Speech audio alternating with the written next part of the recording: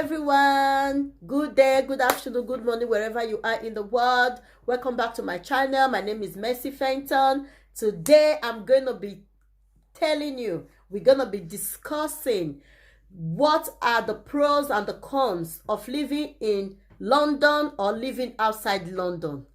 Today, live outside London. And today, for this topic, we're going to be using Sheffield as an example. So you'll be able to decide if it's better for you to live there in London or to live outside London, like Sheffield, Manchester, Liverpool, Newcastle. So let's get into it right now. As many of you know, London is the capital city of England. It's very populated. It's full of multicultural people from different background and religion. Business there is booming. Everything in London is thumbs up. It's really nice. I love it. I've stayed there for a couple of years and I love it. Also, living outside London is not also bad. So for today, I'm going to be discussing with you using Sheffield. Sheffield I think Sheffield is the fourth. I'm not sure. Don't quote me on it. It's the fourth largest city in England. However, in Sheffield, Sheffield is known as the Steel City, and you have a lot of population of elderly people. There are two main universities in Sheffield, which is the Sheffield Hallam University and the Sheffield University, which is the major thing why a lot of people go to Sheffield. Anyway, without further ado, I'm going to give you my pros and cons of living in London, and then I'll give you my pros and cons of living in Sheffield. Okay? So number one, accommodation. We're going to be discussing accommodation. Accommodation in London is so expensive. For those of us that have lived there, and for those of you that have lived there, you know what I'm talking about.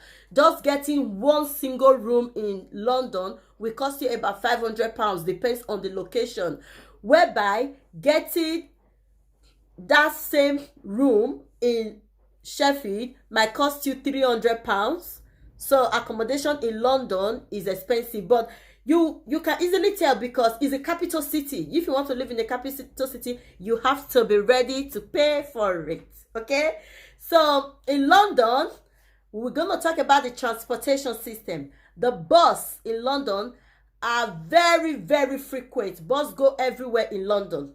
Unlike in Sheffield. In Sheffield, some areas the buses don't even exist. So you have to be driving for you to be able to live like in Sheffield. Although there are so many people that don't drive in Sheffield, all you have to do is find your nearest bus stop, walk up. Many people will just make sure that they know the time that the buses comes, so that they don't miss their bus. When I just relocated to Sheffield, I didn't drive. So I was always missing my bus until I downloaded the app. It will be very important that if you want to live in Sheffield, you need to download the bus app so that you'll be able to monitor what time your bus is coming in order for you to keep up with your appointments, your school, your children run and everything, okay?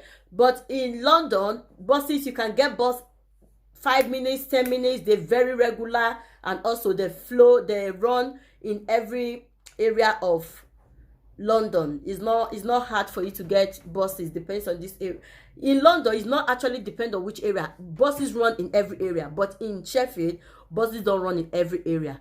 I'm telling you, like in my street where I live, we only have one bus every 1 hour. So if you are living in Sheffield, you have to be prepared to make sure you know the nearest time to your appointment, the time your bus will be coming, so you don't just be in the bus stop waiting for the bus that is not forthcoming, because sometimes they don't even show up at all. So the next thing I'm going to be discussing with you as well is the price. I forgot when I was mentioning accommodation, price of houses in London. If you want to buy a house in London, it's also very expensive. If you are a first-time buyer, it's very expensive and the protocols are very long. Or like in Sheffield, you can get like a 3-bedroom accommodation flat. You can get it for 75,000, 100,000, 110,000 pounds. But in London, even the most remote parts of London, you will never get a 3-bedroom for 100,000. You will never get it in London. You'll be looking from 150, 170. So make sure when you are coming to London, you prepare your pocket, your accounts, okay?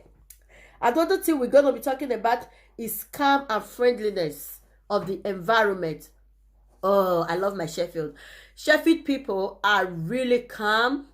They're really helpful. They're friendly people. They are always ready to direct you. If you miss your way and you find anybody in Sheffield, you just explain to them where you are going. If they know the place, they'll tell you, oh, go this way, go that way.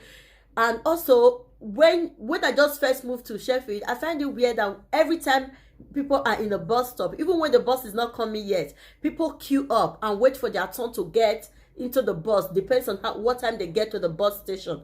But in London, everybody is in a rush. It's like a marathon race. It's worse than Oshodi in Nigeria. It's worse than I don't know how to compare. It's really, really full of rush. Everybody's constantly running, constantly pushing, constantly dragging.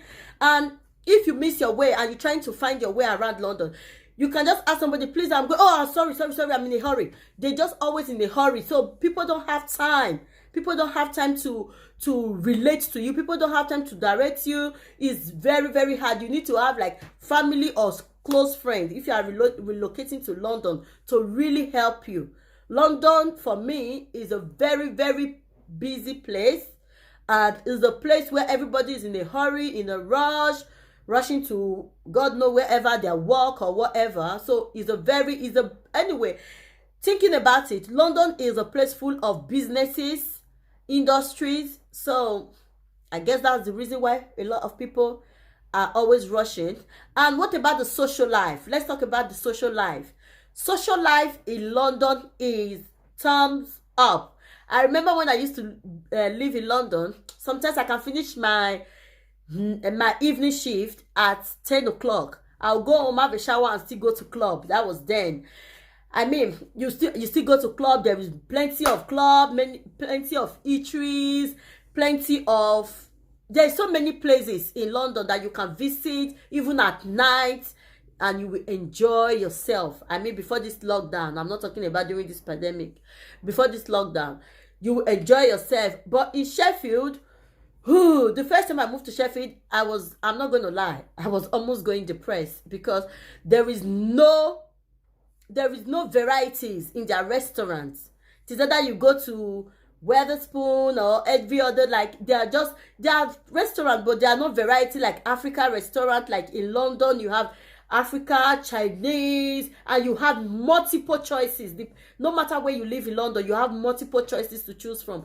But in Sheffield, except you go to the city or you order online, and sometimes when you order online, because you don't have varieties to choose from, you just find yourself ordering from the same place that you complained about because that's the only one close to your area and you don't have a choice.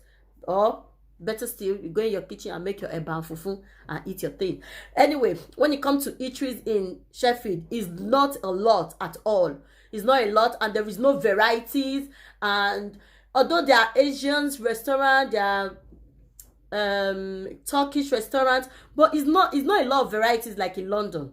That's what I want you to put in mind. So when you come into Sheffield, make sure you prepare your mind about that. Savings.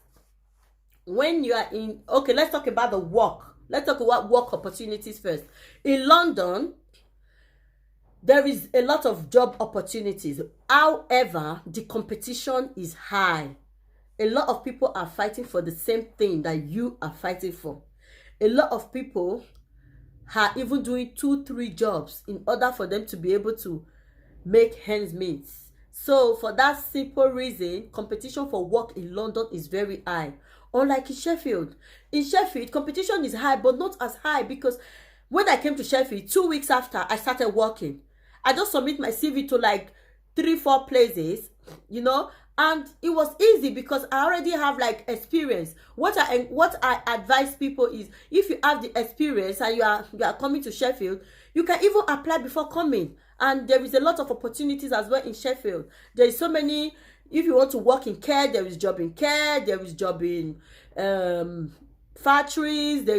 If you are a professional, You can also get a job in hospitals. You can even get, if you want to extend if you are somebody that drive, you can walk all around Sheffield. Like we have like Rotherham, Doncaster, Barnsley. You can walk around there. You don't just need to concentrate in Sheffield. It's all South Yorkshire. You can walk around it. However, in Sheffield, there is not a lot of different jobs. You understand? Like for example, I have one of my friends that is a project manager before he came to Sheffield. It was very hard for him to get a project manager job, but there were plenty opportunities in London than they were in Sheffield. So if you are like a project manager, you will get 1 or 2, 3, 4 openings if you expand your search to South Yorkshire. But however, you will be able to get more opportunities in London than in Sheffield.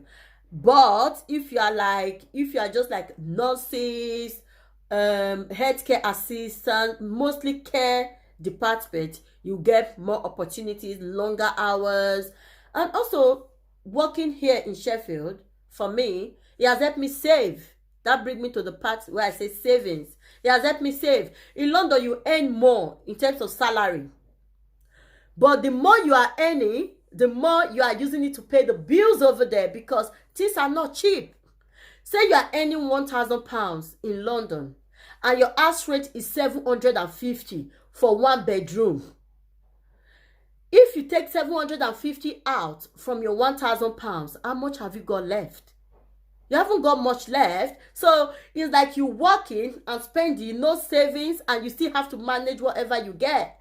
But except if you are like doctors and nurses, if you are in this high-end job, lawyers and stuff. However, in Sheffield, even if you are getting £800 and you are living in like a 2-bedroom, comfortable 2-bedroom, I'm telling you, comfortable 2-bedroom for £600, that £200 that you still have left, I'm not saying 1 bedroom, I'm talking about you paying for 2 bedrooms, and it's £600 or £500. 2-bedroom in Sheffield, you can get £500 comfortably. Very nice house, 2 bedrooms in Sheffield, £500, and you will still have £300. You can decide to save £50, pay your bills, and then you still have £50 from that saving. That is for somebody that is, even if you are a cleaner or you are a healthcare assistant and you only do part-time. So imagine if you are earning £1,000, like somebody from London, you have 2 bedrooms for £500, and you are able to still use your other £500. If you manage it properly, you can be able to save £200 or £100 or £150 for next time, for in case of next time, for any emergency. So this is the reason why I'm urging people, before you relocate to any place, do your research. Do your research and make sure that you are able to come into both financial conclusion, social conclusion, work conclusion before you move. So this is all I will be able to discuss with you today. If there is any topic you want me to discuss on this channel, please comment it below. If you agree with what I've just discussed, comment below, give me a thumbs up. If you're thinking of relocating to anywhere in England and you want me to help you do a research on it, or you want to ask me question, don't forget to comment below. I'll be responding to your question as well. So remain blessed and live your best life every day. Bye.